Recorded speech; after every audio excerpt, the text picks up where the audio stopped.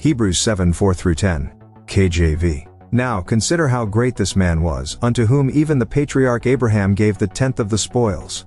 And verily they that are of the sons of Levi, who receive the office of the priesthood, have a commandment to take tithes of the people according to the law, that is, of their brethren. Though they come out of the loins of Abraham. But he whose descent is not counted from them received tithes of Abraham, and blessed him that had the promises. And without all contradiction the less is blessed of the better. And here men that die receive tithes. But there he receiveth them, of whom it is witnessed that he liveth. And as I may so say, Levi also, who receiveth tithes, paid tithes in Abraham. For he was yet in the loins of his father, when Melchizedek met him. Oh snap. Here we go. I have chosen to include 6 verses in today's devotional. Honestly, I've done this because I lack the wisdom to break each one down as a singular prospect. Please forgive me. Today's verses start by asking the readers to consider just how great Melchizedek was. As Abraham was and is the very first patriarch of the faith, yet he is recorded as giving a tenth of his spoils to one who represented El Elyon, the God Most High. All without command, all before the law. Only the Levites had command to receive such as the tithes and offerings. Next, Scripture begins the mind-boggling dichotomy of presenting Levi and his tribe giving alms to Melchizedek, as the future offspring of Abraham, existing only in his loins at the time.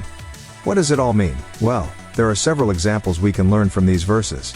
The first is one that has already been stated in previous devotions and emphatically stated within the context of today's verses.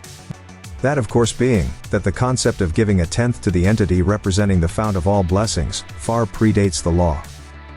The lesser gives to the greater. After this we see without all contradiction the less is blessed of the better. The greater then extends the blessing to the lesser.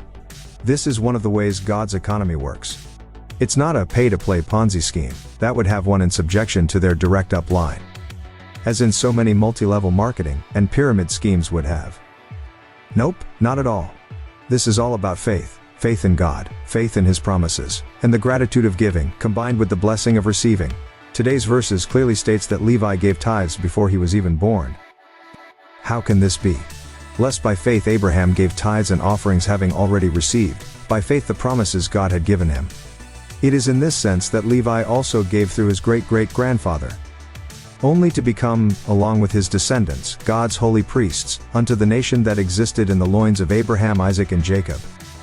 Lastly, it is observed in today's verses that God's economy not only runs on faith offerings being received by mortal men here and now, but is observed and noted by our high priest in heaven, who ever lives.